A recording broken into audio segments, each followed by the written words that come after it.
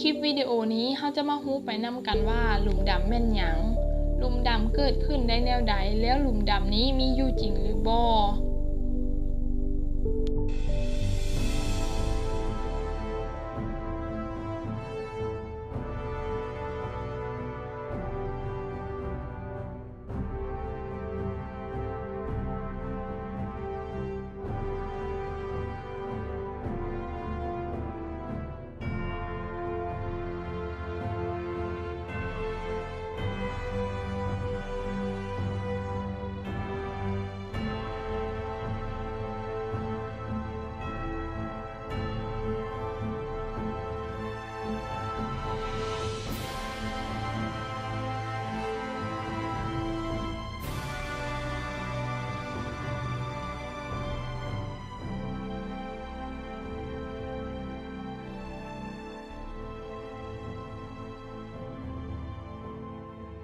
ทุกมื้อนี้มีทฤษฎีค้นพบต่างๆทางวิทยาศาสตร์บ่ว่าจะเป็นกฎเกณฑ์แห่งดึงดูดระหว่างมวลสารและการค้นพบ DNA ในแบบการจำลองอะตอมรวมไปถึงการผลิตดาวเทียมหรือแม้แต่คอมพิวเตอร์สิ่งเหล่านี้ล้วนแต่เฮ็ดให้มนุษย์เฮาเจริญก้าวหน้าหลายจนบางเทื่อเฮ็ดให้หลงคิดว่าเฮาเข้าใจทุกสิ่งทุกอย่างในธรรมชาติแล้วแต่ในความเป็นจริงนั้นความรู้และความเข้าใจในเอกภพอ้อมตัวเฮานั้นยังมีน้อยในความเป็นจริงนั้นธรรมชาติยังมีสิ่งลี้ลับอีกหลายอย่างที่ท้าให้เฮาออกไปค้นหาซึ่งในช่วงเวลาหลาย10 ปีที่ผ่านมานักวิทยาศาสตร์ได้สร้างทฤษฎีขึ้นมาเพื่อทำนายและอธิบายเรื่องต่างๆในธรรมชาติในบรรดาทฤษฎีทั้งหมดก็มีเรื่องมหัศจรรย์ของสิ่งลึกลับที่เฮารู้จักกันในนามหลุมดำหรือขอบฟ้าเหตุการณ์ซึ่งเว้ากันว่าหลุมดำแม่นหลุมในอวกาศที่เป็นสุสานของทุกสิ่งทุกอย่างที่ลงเข้าไปใกล้รัศมีแห่งโน้มถ่วงของมันและบ่มีสิ่งใดในจักรวาลที่จะหนีพ้นแห่งดึงดูดอันมหาศาลของมันไปได้ขนาดว่าแสงสว่างก็บ่มีทางหลุดรอดออกไปได้คำบอกเล่าเกี่ยวกับเรื่องราวอันมหาศาลของหลุมดำเฮ็ดให้ผู้คนทั่วไปยากที่จะเชื่อว่ามันมีอยู่จริงในธรรมชาติซึ่งคนส่วนใหญ่มักจะเชื่อว่ามันเป็นเพียงนิยายวิทยาศาสตร์หรือเป็นเพียงจินตนาการที่บ่มีทางเป็นจริงแต่นักวิทยาศาสตร์ทั่วโลกต่างพากันเชื่อว่า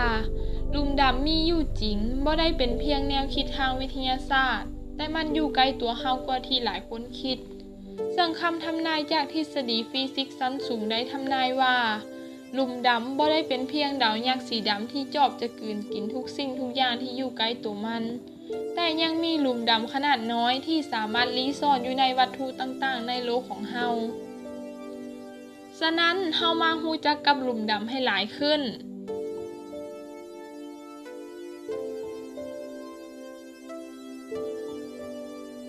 การเกิดหลุมดำในเอกภพทั่วไปก็คือการยุบตัวด้วยแรงโน้มถ่วงของดวงดาวยุบตัวก็ย้อนว่าดวงดาวในเอกภพจะอยู่ในสภาพสมดุลของแรง2ชนิดที่มีอยู่ในตัวของมันคือแรงยูออกจากกันที่มีปฏิกิริยานิวเคลียร์อยู่ในใจกลางของดวงดาวและแรงดึงดูดเข้าหาศูนย์กลางที่เกิดจากขนาดของมวลสารซึ่งเมื่อดวงดาวเผาผลาญพลังงานนิวเคลียร์ภายในจนหมดแล้วแรงยูก็บ่สามารถต้านทานแรงดึงดูดเข้าสู่ศูนย์กลางได้เพราะฉะนั้นจึงเฮ็ดให้ถูกยุบตัวด้วยแรงโน้มถ่วงนั่นเอง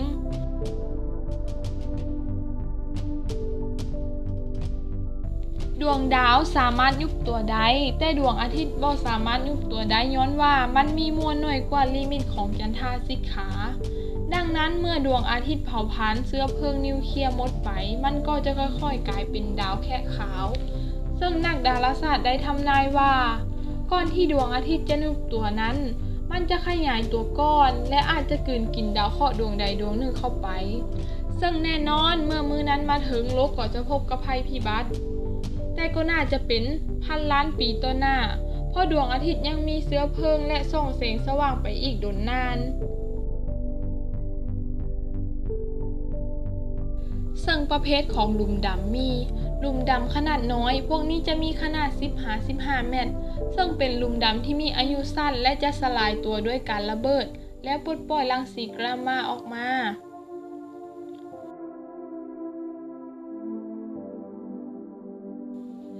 ดำที่เกิดจากวิวัฒนาการของดวงดาวที่ตายแล้วคือดวงดาวที่มีมวลสารหลายเมื่อหมดอายุขัยของมันก็จะเกิดการระเบิดซูเปอร์โนวาและหลังจากระเบิดแล้วถ้ายังหลงเหลือมวลสารที่ใจกลางของดวงดาวหลายกว่า3เท่าของดวงอาทิตย์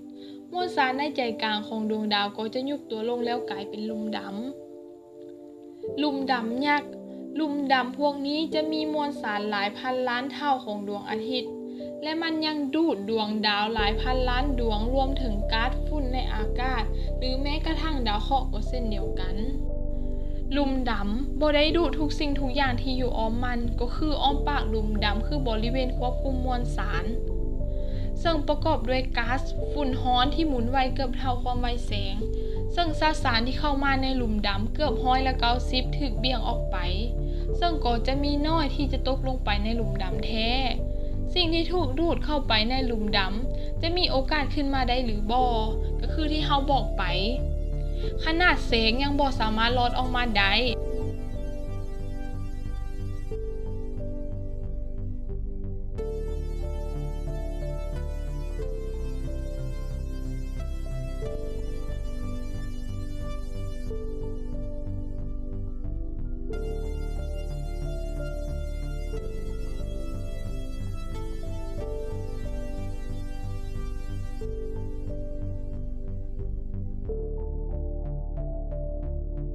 ถึงแม้นว่าในปัจจุบันเราจะสามารถเอาชนะแรงโน้มถ่วงของโลกออกไปสู่อวกาศได้แต่ก็ยังบ่มีนักวิทยาศาสตร์เข้าใจแท้ถึงแรงโน้มถ่วงเราก็ได้แต่สันนิษฐานว่าหากมีสสารที่ถูกดูดเข้าไปในหลุมดำและต้องการอยากออกมาสสารนั้นต้องเร่งความไวให้ไวกว่าความไวแสงจึงสามารถออกมาได้แต่ในความเป็นจริงบ่มีสสารใดเร่งความไวได้กว่าแสงและสรุปได้ว่าสิ่งที่ตกลงไปในหลุมดำก็จะบ่สามารถออกมาได้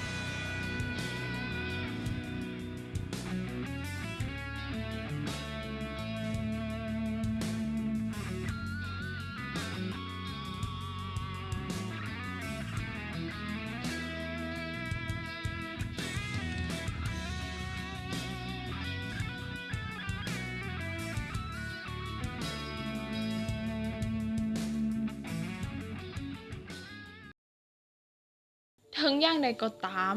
สิ่งที่กล่าวไปเบื้องต้นเป็นเพียงข้อมูลบางส่วนที่อยากจะสื่อให้ทุกคนเข้าใจทั้งที่ข้อมูลนี้เป็นเพียงเรื่องราวทฤษฎีของวิทยาศาสตร์และดาราศาสตร์และต้องบอกก่อนว่าสิ่งเหล่านี้มีข้อมูลและทฤษฎีแตกต่างกันจนบ่สามารถรู้ว่าอันใดคือความจริงแน่นอนว่าเรื่องเหล่านี้ยังบ่มีหลักฐานยืนยันว่ามันมีอยู่จริงและเหตุการณ์ธรรมชาติก็มีการเปลี่ยนแปลงไปเรื่อยๆ